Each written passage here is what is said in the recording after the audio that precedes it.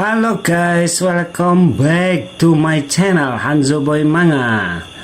Seperti biasa, ya jangan lupa buat subscribe-nya, like-nya, komennya, serta nyalakan notifikasinya untuk mendapatkan update-update terbaru dari Hanzo Boy Manga guys.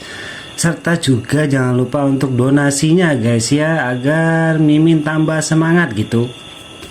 Oke, kali ini Mimin akan bercerita sedikit tentang I Change My Life by Sign In. Ya, itu komik itu tuh di chapter 87-88.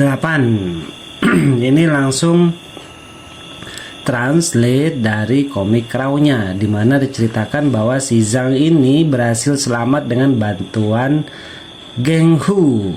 Geng Hu apa Geng Lu ya? Geng Hu nggak salah. Nah, si pemimpinnya ini dia mempunyai adik, tapi bukan adik kandung ya. Dia menjodohkan adiknya itu kepada si Zhang dan wajib nikah. Kalau nggak nikah, maka dia tidak akan memberikan penawar kepada si Zhang, dimana si pemimpin Hu ini memberikan racun ke dalam minuman yang disediakannya untuk MC kita ya. Jadi mau nggak mau ya MC kita harus menikah dengan adiknya. Namun seperti yang kalian tahu ya, adiknya juga nggak mau dinikahkan secara terpaksa, sehingga terjadilah konspirasi antara adiknya pemimpin Geng Hu ini dengan si Zhang ya. Itu saya persingkat saja karena terlalu banyak percakapan yang bisa dibilang sih nggak terlalu penting ya. Tapi ya namanya juga alur cerita dari komik ini ya harus begitu, biar agak nyambung sedikit, nggak langsung loncat.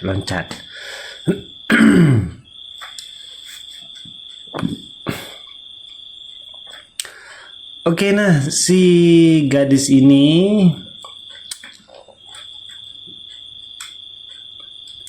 dia merasa tidak enak hati ya dengan si Zhang ini ya, karena bisa diasumsikan bahwa si Zhang ini tidak ingin cepat-cepat menikah dalam usia yang muda ya. Maklum namanya laki-laki usia muda, kultivasi tinggi, otomatis dia pengennya berpetualang dulu ya. Jadi kalau udah selesai capek lelah berpetualang, jika ingin berumah tangga mah gampang. Oke, namanya juga seorang kultivator dengan ranah tinggi.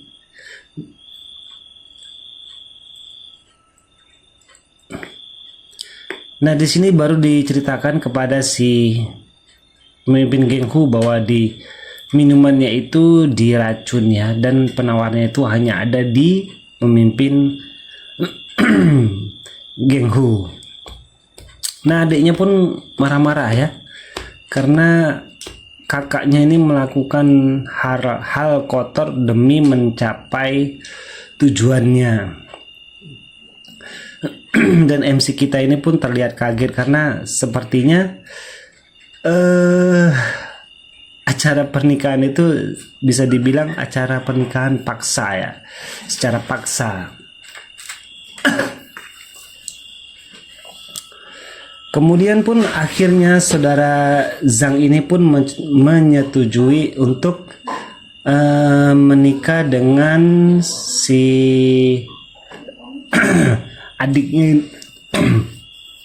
adiknya ini ya. Kemudian di sistem dibilang bahwa tenggat waktu untuk misi dia itu, misi nomor 10 itu tinggal 2 hari lagi dan dia harus segera menyelesaikannya, sehingga membuat dia sedikit frustasi ya guys ya.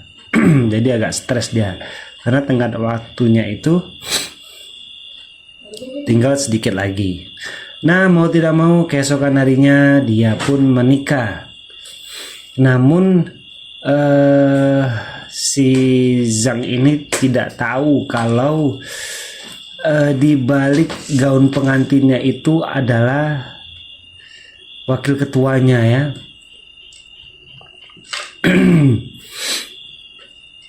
Kita akan lihat nanti yang menikah dengan dia itu malah wakil ketuanya.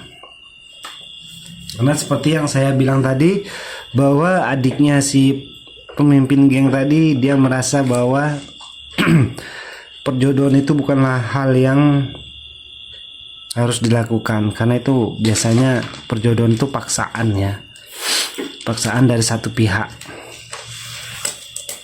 atau persetujuan dari kedua pihak, tapi pihak orang tuanya, sedangkan pihak anaknya itu belum tentu. Oke, kemudian si Zhang ini dipanggil buat nikah, si MC kita dipanggil buat nikah, dan disitulah wakil sekte ini melakukan konspirasi dengan adik pemimpin geng Hu.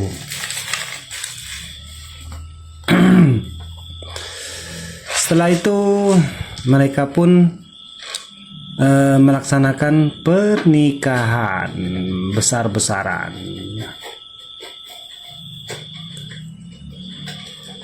Di depan orang ramai.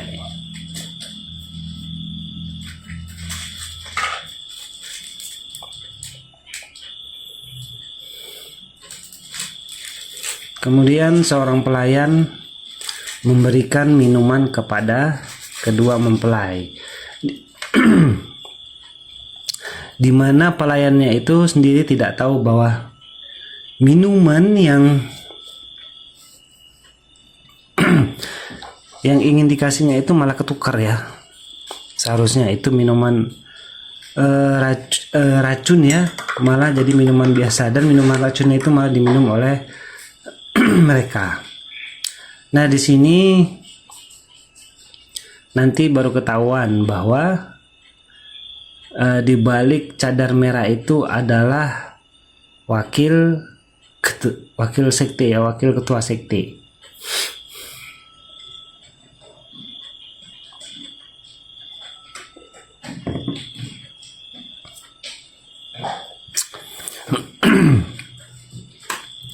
Otomatis si MC kita ini kagetnya bukan main ya, karena yang dibalik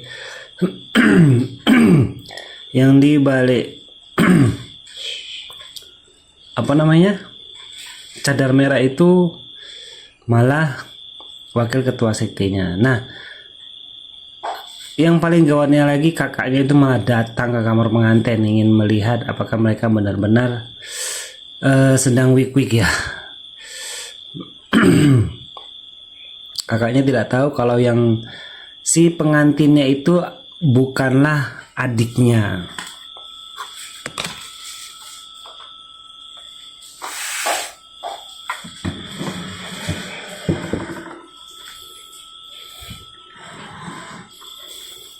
Nah, kita lanjut lagi cerita.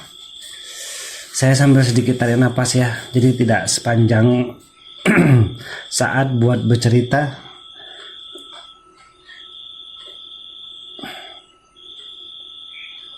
Nah, adiknya si pemimpin geng Hu ini dia mencari penawar yang akan digunakan untuk menawar racun pada ke MC kita dan wakil ketua sekte. Sedangkan di luar pintu keluarnya itu termasuk jendela, semuanya dipaku mati ya sama pemimpin geng Hu-nya agar mereka tidak bisa kabur dan bisa bermantap-mantap ya, berpik-pik di kamar ya semalam suntuk. Dan selain itu pun dia juga memasukkan racun afrosidia, dimana malah nantinya di chapter selanjutnya itu bawahannya itu malah salah kasih ya. Seharusnya yang dikasihnya itu yang beracun tapi tidak beracun, dan yang di dalam itu beranggapan bahwa mereka teracun Dan akhirnya pun malah mereka berwik-wik beneran jadinya ya, bermantap-mantapan beneran.